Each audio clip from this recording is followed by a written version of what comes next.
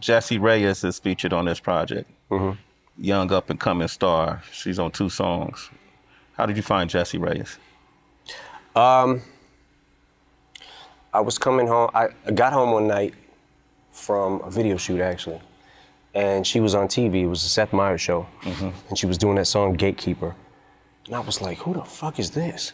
Because her voice to me was so crazy.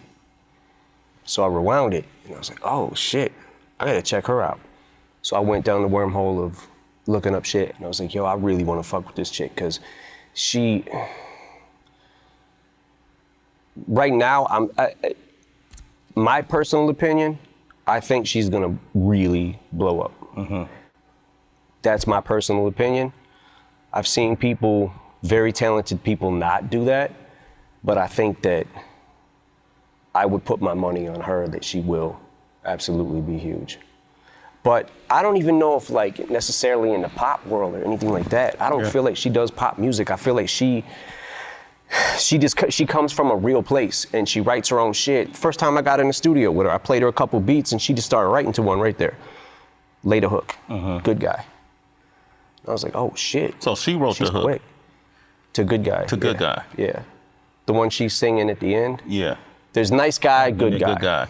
And the reason that happened is because, oddly enough, she had already had a song called Nice Guy. She had that song, right? So I think that was the last day I was in LA. I came back home and wrote to that one. And then I was like, I want to write to the other one too, but they're both saying Nice Guy, Good Guy. And I was like, fuck it, I'll make it like it's kind of one song. Dre's all over this project? Dre's input is all over it, for sure. He felt like me and him had a couple discussions about the last album. And one of the things that he said to me was, like, he hit me up one day, he was like, yo, I don't like how motherfuckers are talking about your album. And he had heard Revival, right? Yeah. Him and Jimmy Iovine had sat in there and listened to most of the songs I had done at Rick Rubin's studio. And based off that reaction, I think Dre was a little confused too when that happened with Revival. Probably not more so than me, but we had a conversation earlier in the year, and I think I had only had one song by that time. This was like January. Yeah. I had the one song and was thinking about releasing it, and then wrote another song. When I got back to Detroit, recorded it. Like, okay, now I got 2 songs. I might as well do a fucking album. And that's kind of how that came about. But Dre also, there's a couple songs that he kind of deaded them just because he didn't have a good reaction to them, and he also felt like one of them was going a little far. A song? Hey, man. What does that mean? Like, how far did it go? It definitely went too far.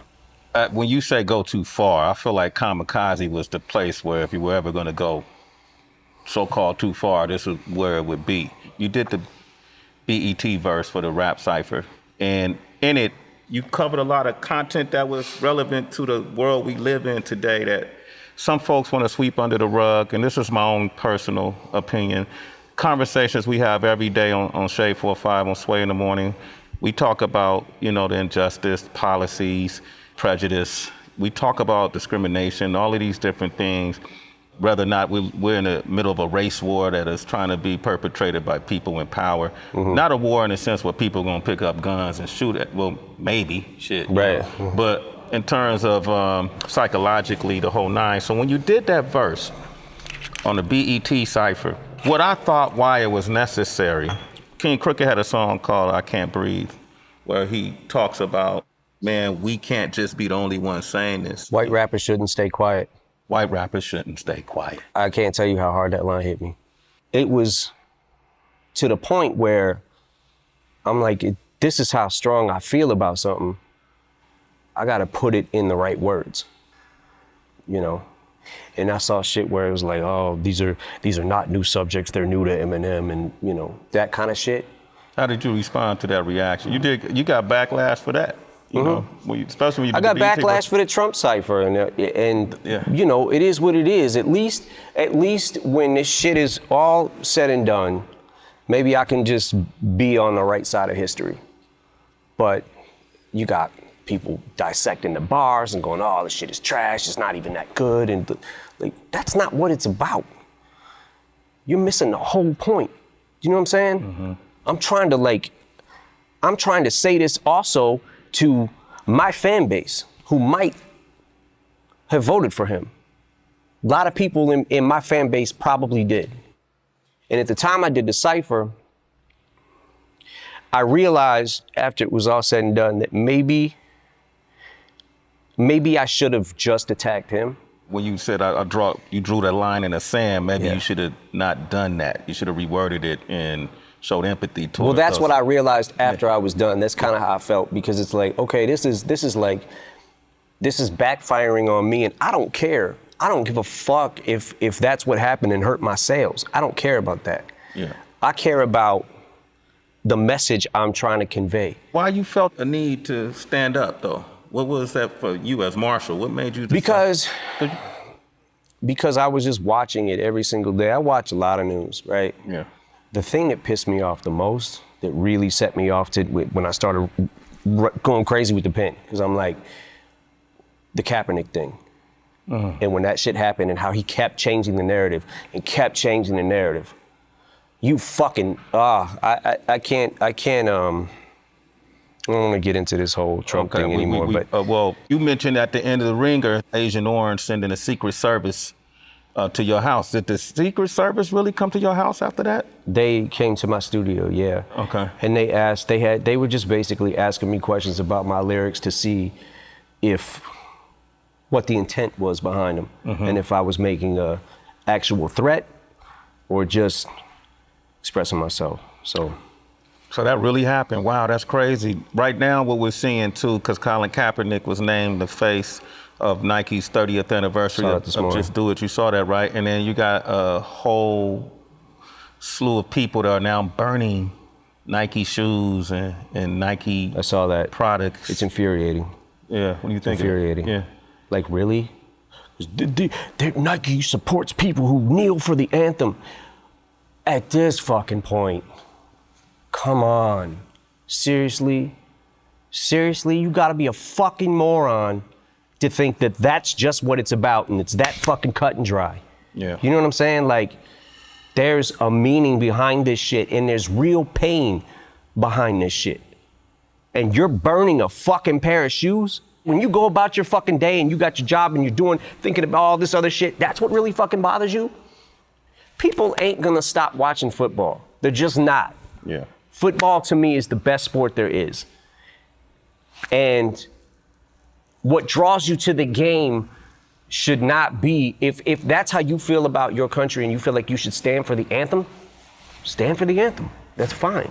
But you also need to realize that this is America and people have died for these rights to be able to protest and to be able to take a knee. Stop making it fucking personal about yourself. You have nothing to do with this. I agree. We got to get back to Tyler, the Creator, man. I'm a big fan of Tyler's, you know, and I recently saw him perform. I know that Tyler was a big fan of yours growing up, right? And then I recall you even reading about you saying some good things about Our Future, how they're pushing boundaries years ago. Yeah, for sure. And you said some great things about them as a talent, as pushing boundaries, as a group, Our Future as a whole. Yeah. What happened with you guys? Yeah, no, I really did like them. I thought like, I thought their movement was really cool too. Did y'all make music? We didn't make music, but you know, I just felt like, okay, there's a mutual respect, you know. And a lot of the shit that ended up happening after that, like the tweet he put out with talking about Shady 15 and why can't people that are close to him tell him that his shit sucks and it's trash. And I'm like, okay, listen, man, you don't have to like it And it could really suck. But being that somebody really was cool to you, you would expect some kind of reciprocation, and just don't go public with it and publicly express your opinion and how much my shit is trash. Okay, so I chalk it up to them being young and just kids, you know what I'm saying? So it's like, all right, I've been there. You know what I'm saying? Yeah. Like, I was a dick when I first came out. You know what I'm saying? Like, yeah, man, you were. I know. Yeah. I feel bad about it. I'm sorry if I ever was a dick to you, but I don't think I ever was. Was I? Yeah, one time, man. But hey. Oh, yeah, that's true. We won't talk about that. Okay.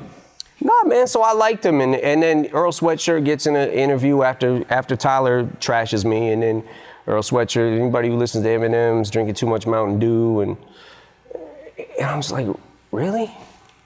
Like, what the fuck? Like, you know what I'm saying? Like, you guys were just on tour with us. We hung out. Like, we kicked it, made jokes. Like, you know what I'm saying? Like, so the last straw, like, look, I know a lot of this shit.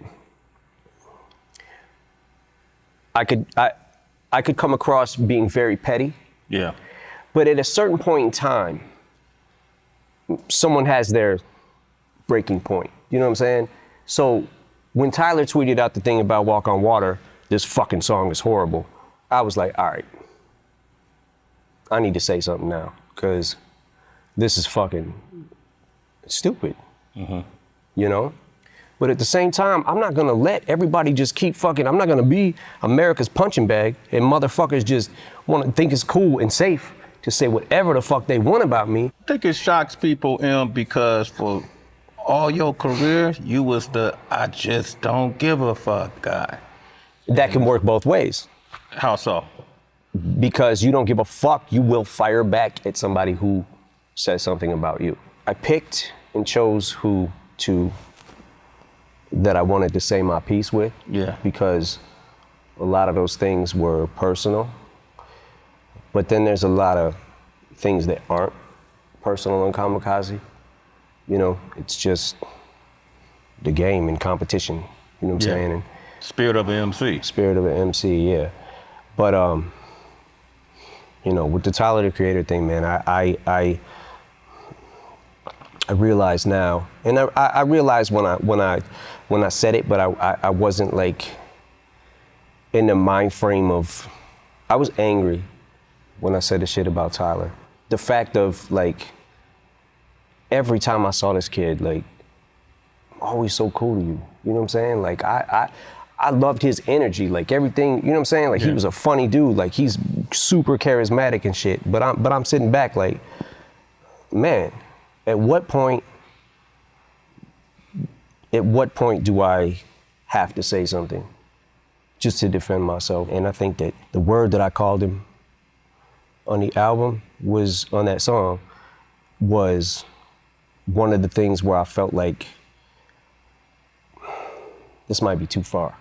Because in my the homophobic in my slur. quest, in my quest to hurt him, I realized that I was hurting a lot of other people by saying it. And at the time, I was so mad, it was just whatever. But in the midst of everything else that was going on this album and the things that it took to pull this album together and all that kind of shit, it was one of the things that I kept going back to, going, I don't feel right with this. Before the album came out, I had the conversation with Paul and we spun the word back.